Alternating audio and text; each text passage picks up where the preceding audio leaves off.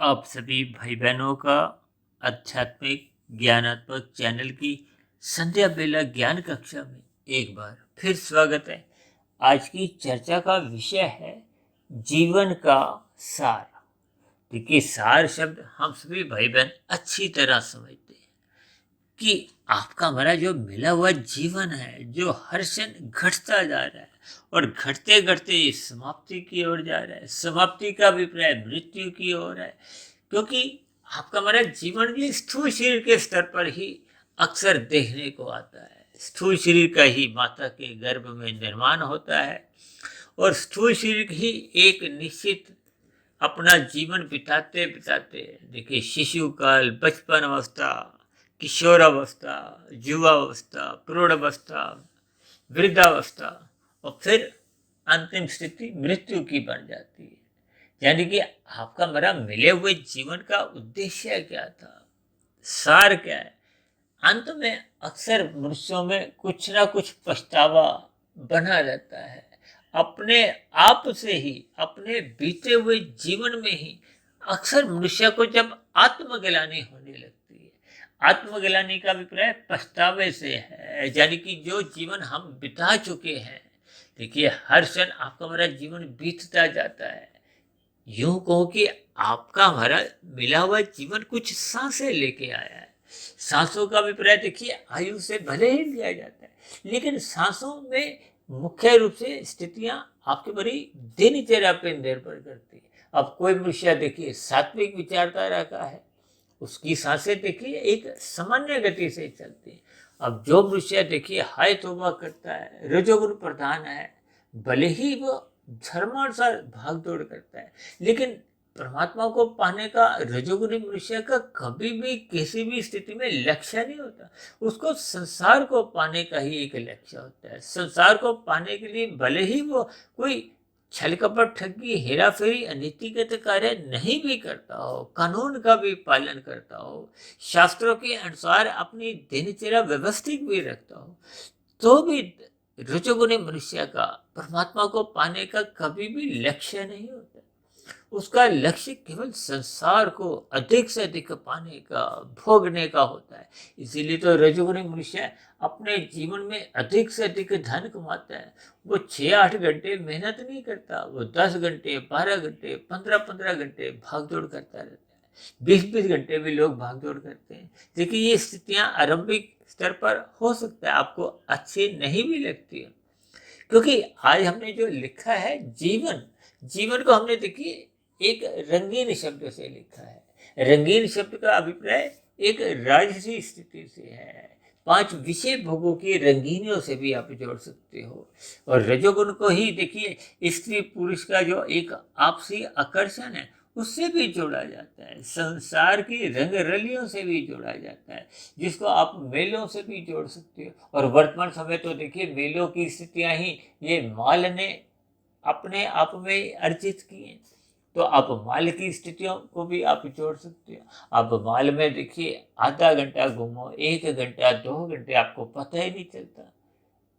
अब ये कुछ ध्यान आ रहा है, हमने एक बार वीडियो बनाई थी ना कि हम मॉल में तो देखिए 4-6 घंटे बिताने में भी बोर नहीं होते, लेकिन अक्सर मंदिर में देखिए 4-6 घंटे नहीं, 3-4-5 मिनट में ही मनुष्य को उबासी आती है। परमात्मा का सामना करना होता है आपको, तो फिर उन स्थितियों में आपको में उबासी आती है। देखिए, ये एक सच्चाई है। इस पर मैंने पूरी एक वीडियो कुछ महीने पहले प्रसारित की थी। लेकिन आज हमारा जीवन का सार, यहाँ सार का अभिप्राय एक अंतिम स्थिति से है, परिणाम से है, या यूं कहो कि जीवन का जो एक निष्कर्ष निकलता है, या जीवन का आपका हमारा एक तात्पर्य क्या रहता है, एक जीवन का जो एक पहेली है। अक्सर हम जन्म मरण को भी एक पहेली का ही नाम देते हैं। ये जीवन भी अपने आप में एक पहेली है। इसका और स्वर कहीं भी देखिए कुछ नजर नहीं आता। इसलिए तो बार बार कहा जाता है शास्त्रों में कि सत्संग करो, सत्संग करो, ब्रह्म मुहूर्त में उठो। ये सभी स्थितियां परमात्मा से जोड़ती हैं, ज्ञान से जोड़ती हैं। और जबकि ये जो जीवन में यदि हम अपना खेल तमाशों में, मौज मस्ती में ही, यानी कि अपना रजोगुण बढ़ाने में ही समय बिता देते हैं। ये जो स्त्री पुरुष का जो आपसी आकर्षण है, इस आकर्षण को भी देखिए एक सात्विक स्थिति प्रदान की गई है विवाह संस्कार से, ताकि स्त्री पुरुष का एक संबंध एक वैवाहिक स्थिति में एक मर्यादा में रहे। हालांकि शास्त्रों में तो देखिए कलयुग की 5 स्थितियां समझाई गई हैं। ये 5 स्थितियां हैं: दूत कीड़ा, मद्यपान, स्त्री संग, हिंसा और अनीतिगत कार्यों से कमाया हुआ धन। देखिए कुछ महीने पहले कुछ अदालतों द्वारा भी देखिए स्त्री संघ के ऊपर या पुरुष स्त्री के संबंधों पे कुछ चर्चाएं सामने आई थी।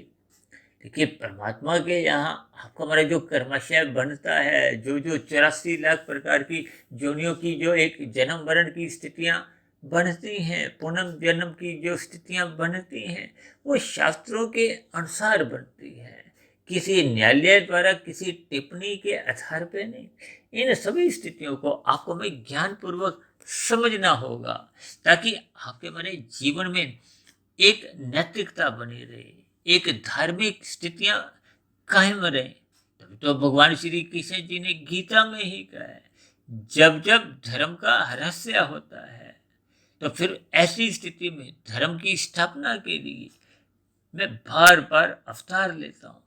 इसका अभिप्राय क्या है कि जो आसुरी प्रवृत्तियां के लोग होते हैं उनका नाश करने के लिए, और जो साधु पुरुष होते हैं, सात्विक स्थितियां जिनके साथ होती हैं, जो परमात्मा के मार्ग पे चलते हैं, जो धर्म के मार्ग पे चलते हैं, उनकी रक्षा करने के लिए देखिए ये सभी स्थितियां जब तक हम व्यवहार में अपने जीवन की स्थितियों से इनका संबंध नहीं जोड़ते, क्योंकि आपका हमारा जीवन यूं ही बीतता जाता है। अक्सर आपको हमारा जो 3 शरीर में स्थूल शरीर को ही हम अधिक महत्व देते हैं। सूक्ष्म शरीर, कारण शरीर की क्या क्या स्थिति है, इन पर मनुष्य कोई चिंतन ही नहीं करता। हालांकि संसार में हम जितने भी कार्य देखते हैं, उन कार्यों के पीछे एक कारण होता है। अक्सर स्थूल शरीर के स्तर पर जब आपको हमें खांसी, जुकाम, बुखार या कोई रोग होता है तो हम डॉक्टर की तरफ क्यों भागते हैं? क्योंकि डॉक्टर उस रोग का कारण जानते हैं। लेकिन संसार में, जीवन में जब जब आपके हमारे जीवन में कुछ ऐसी स्थितियां बनती हैं तो फिर हम परमात्मा के मार्ग पर चलते हैं। किस लिए? क्योंकि जब आपको हमें ये मिला हुआ जीवन दुखमय लगता है, जबकि शास्त्रों में तो बार बार कहा गया है, भगवान श्री कृष्ण जी ने तो गीता में ही कहा है कि ये जगत दुखालय है। यह दुखालय का अभिप्राय अधिक दुखों से है। और मैं तो इन्हीं अधिक दुखों को अक्सर यूं भी कह देता हूँ कि इस संसार में सुख है ही नहीं। बड़े दुखों के बाद जब छोटे दुख आते हैं तो उन छोटे दुखों में ही आपको थोड़ा प्रसन्नता होती है, आपको थोड़ा हल्कापन लगता है। इस बात को मैं अक्सर एक उदाहरण देकर समझाता हूँ कि यदि आपने कोई 10 किलो का वजन उठा रखा है, उस 10 किलो का वजन जब आप रख दो और फिर आपको 2 किलो का वजन उठाने को कहा जाए तो फिर ऐसी स्थितियों में आपको बहुत ही हल्कापन लगता है, एक सुखद स्थितियां लगती, यानी कि अब आपका वजन जो उठाने की स्थिति थी वो 10 किलो से घटाकर 2 किलो कर दी गई, लेकिन वजन तो अभी भी कायम है। इसी को ही आप दुखों से भी जोड़ सकते हो। आपको हमारा मिला हुआ जीवन में देखिए बचपन अवस्था तो अबोध बनी रहती है। शास्त्रों में ही कहा गया है कि उसमें तमोगुण की प्रधानता होती है। अब तमोगुण अज्ञानतावश उसको कुछ ऐसा बोध नहीं होता कि मेरे मिले हुए जीवन का उद्देश्य क्या है। कुछ अपवाद रूप में देखिए बचपन से ही आध्यात्मिक उन्नति करने की उनमें एक लगन होती है, वो कुछ एक विशेष स्थितियां होती हैं। क्योंकि वर्तमान समय तो देखिए कलयुग चल रहा है। अब कलयुग में तो वृद्धावस्था में आते आते भी मनुष्य का सतोगुण प्रधान बनता नहीं है, क्योंकि वृद्धावस्था में भी लोग अपना जन्मदिन मनाते हैं, अपनी शादी की सालगिरह मनाते हैं। ये सभी स्थितियां देखिए रजोगुण की हैं। रजोगुण का शास्त्रों में ही कहा गया है, इसकी उपेक्षा करो, इसके प्रति उदासीन रहो। जब तक आप रजोगुण के प्रति उदासीन के भाव नहीं रखते तो फिर सत्वगुण में मन लगता नहीं है। बिना सत्वगुण में मन लगे, बिना परमात्मा में मन टिके, बिना सत्संग में मन लगे, बिना शास्त्रों का स्वाध्याय किए बिना आंखों में अपने जीवन का एक लक्ष्य, दृष्टि को नजर ही नहीं आता, परमात्मा के आंखों में दर्शन ही नहीं होते, फिर तो हम केवल संसारी दृश्यों में ही खोए रहते हैं। ये संसारी दृश्य के 5 भोग्य विषय, गंध, रस, रूप, स्पर्श और शब्द, ये भोग विषय देखिए राजसी हैं, तामसी हैं। यानी कि जब जब मनुष्य रजोगुण में अपना जीवन बिताता है, जिसका आज हमने देखिए जीवन शब्द को रजोगुण से जोड़ा है। रजोगुण का अभिप्राय हमने जीवन शब्द को एक रंगीन शब्द से जोड़ा है, और सार का अभिप्राय क्या है कि इसका निचोड़ को हो या एक सात्विक स्थिति को। क्योंकि जब जब मनुष्य रजोगुण का संग करता है तो फिर वो गिरता कहाँ है? तमोगुण में गिरता है, क्योंकि तमोगुण पड़ोसी है। जबकि सत्वगुण तो देखिए रजोगुण से कुछ दूरी पे है। सत्वगुण के लिए तो प्रयास करना पड़ता है। देखिए तमोगुण से 10 गुना अच्छा रजोगुण कहा गया है, रजोगुण से 10 गुना अच्छा सत्वगुण कहा गया है। इसीलिए हम इनको अंकों के आधार पे तमोगुण को 1, रजोगुण को 10 और सत्वगुण को 100 से जोड़ते हैं। और अक्सर मैं अपनी चर्चाओं में तो देखिए विशुद्ध सत्वगुण यानी कि परमात्मा को 1000 से जोड़ता हूँ। वो 100 और 1000 की स्थितियां एक अलग हैं, 10 और 100 की अलग स्थिति हैं, और 1 और 10 की स्थितियों को तो हम पड़ोसी कहते हैं। पड़ोसी का अभिप्राय क्या है कि जब जब आप संसार में विषय भोगों के प्रति लपकते हो, लोलुपता बनाए रखते हो, उनको भोगने के लिए विचलित होते हो, तो फिर देर सवेर मनुष्य के जीवन में तमोगुण की स्थितियां, पाप कर्मों की स्थितियां, ये जो निषेध कर्म है जिसको शास्त्र मना करते हैं। आज समाज में देखिए मांसाहार भोजन का प्रचलन बढ़ता जा रहा है, मादक पदार्थों का एक सेवन बढ़ता जा रहा है। लोग सिगरेट, शराब पीने में कोई लज्जा महसूस नहीं करते। मादक पदार्थ दिन में भी ऐसे कितने ही मनुष्य हैं जो मुंह में देखिए गुटखा, तंबाकू खाते हुए, चबाते हुए, इधर उधर थूकते हुए जाते हैं। ये सभी स्थितियां मनुष्य में तमोगुण की स्थितियां हैं। तमोगुण का अभिप्राय देखिए एक अज्ञानता से भी लिया जाता है। रजोगुण में ज्ञान धुंधला होता है, इसलिए धुंधले ज्ञान में हमें परमात्मा से प्रीति हो नहीं पाती। संसार से तो प्रीति बनी रहती है, क्योंकि मदहोशी की स्थितियां हैं। ये राजसी स्थितियों में धुंधला ज्ञान होने से आपको में अपना सुख ही नजर आता है, अपने परिवार के सुख ही नजर आते हैं। अन्य मनुष्यों के प्रति आपकी हमारी क्या जिम्मेदारी है? इस प्रकृति के वातावरण में जो अन्य जोनियों के जीव हैं, पशु हैं, पक्षी हैं, कीड़े मकोड़े हैं, पेड़ पौधे, कीट पतंगे, इनके प्रति भी आपके हमारे कुछ कर्तव्य कर्म हैं। इन कर्तव्य कर्मों का बोध मनुष्य को तभी होता है जब वो परमात्मा की ओर अपना ध्यान लगाता है, परमात्मा की प्रकृति की ओर चिंतन करता है, प्रकृति के 3 गुण तमोगुण, रजोगुण और सतोगुण की स्थितियों का ज्ञान प्राप्त करता है, इनके लक्षणों का एक सही सही यथार्थ ज्ञान लेता है। तो फिर अपने मिले हुए जीवन का मनुष्य को एक लक्ष्य समझ में आता है, क्योंकि परमात्मा एक अनंत स्वरूप सत्य है। परमात्मा को ही सच्चिदानंद कहा जाता है, यानी कि परमात्मा एकमात्र अनंत स्वरूप सत्य है। यानी कि हम सभी भाई बहनों का लक्ष्य तो देखिए इस 5 भोग्य विषयों में भी सुख प्राप्ति का होता है, और हम सुख में भी देखिए दुख की स्थिति बर्दाश्त नहीं करते, यानी कि दुख का लेश मात्र भी हम नहीं चाहते, और सुख सदा बना रहे ऐसी प्रवृत्ति हमारे भीतर सदा मन में बनी रहती।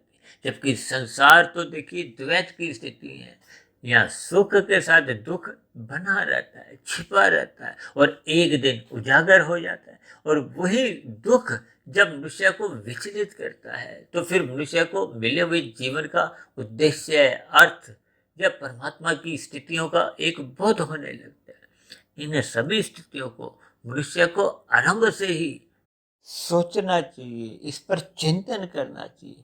क्योंकि जब हम देखिए परीक्षा में बैठे हों, अंत में जब 10-15 मिनट बच जाते हैं, यदि उस स्थिति विशेष में हम जाग भी जाते हैं तो भी हम देखिए 10-15 मिनट में उस परीक्षा में देखिए कुछ विशेष प्रयास करने के बाद भी पास नहीं हो पाते। यही आपके हमारे जीवन की एक सार है, स्थिति है कि यदि मनुष्य जीवन भर संसार में ही खोया रहता है, संसार के ही विषय भोगों को भोगने के लिए प्रयास करता है, उन्हीं प्रयासों में ही वो कब छल कपट ठगी हेरा फेरी अनैतिक कार्य करता हुआ अपना पाप कर्मों का कर्मशय बढ़ा जाता है, तो फिर जीवन के अंतिम क्षणों में आत्मग्लानि होने पर भी हम उन बीते गए समय को वापस ला नहीं पाते। यानी कि जो आपने हमने कर्म कर दिए थे, जिनका कर्मशय बन गया था, जो संस्कार बुरे आपके हमारे कार्य शरीर में बन गए थे, उन स्थितियों पर हम कोई विशेष परिवर्तन सुधार ला नहीं पाते।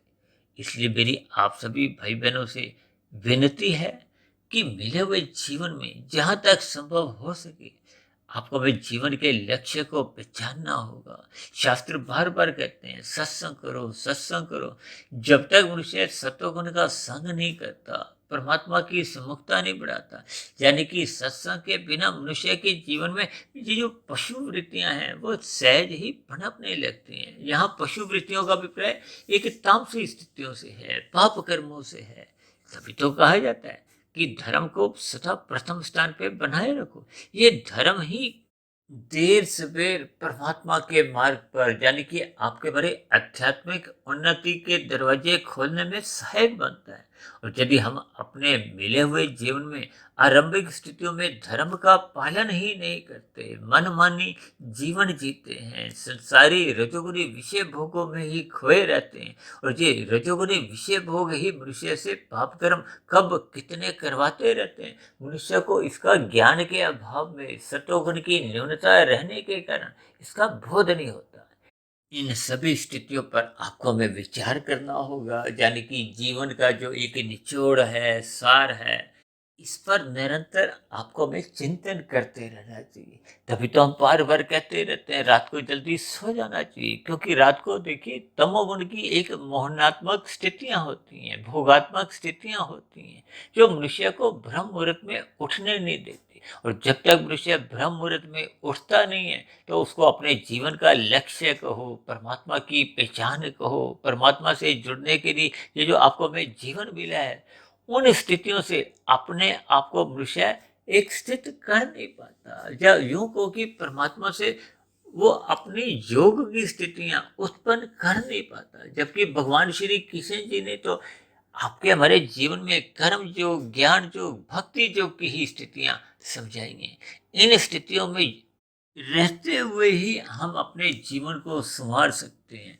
अन्यथा सकाम भाव से जब जब हम संसार को पाने की, भोगने की ही इच्छा बनाए रखते हैं, तो फिर आपके हमारे जीवन में रजोगुण और तमोगुण की ही स्थितियां बनी रहती हैं। अब तमोगुण 1 की स्थिति है, रजोगुण 10 की स्थिति है, और सतोगुण 100 की स्थिति है। यानी कि 10 और 100 की दूरी भी 90 अंकों की है, 1 और 100 की दूरी भी 99 अंकों की है। यानी कि दोनों ही स्थितियों में, चाहे मनुष्य राजसी हो चाहे तामसी हो, दोनों के जीवन में ही सत्वगुण की गौणता बनी रहती है।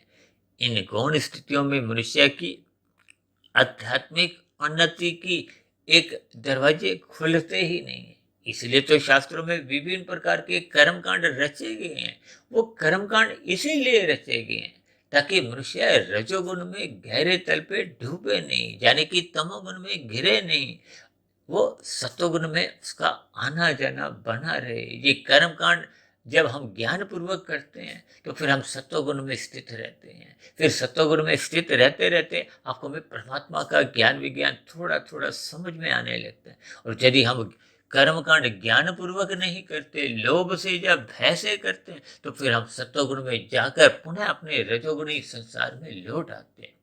इन सभी स्थितियों पर आपको में विचार करना होगा।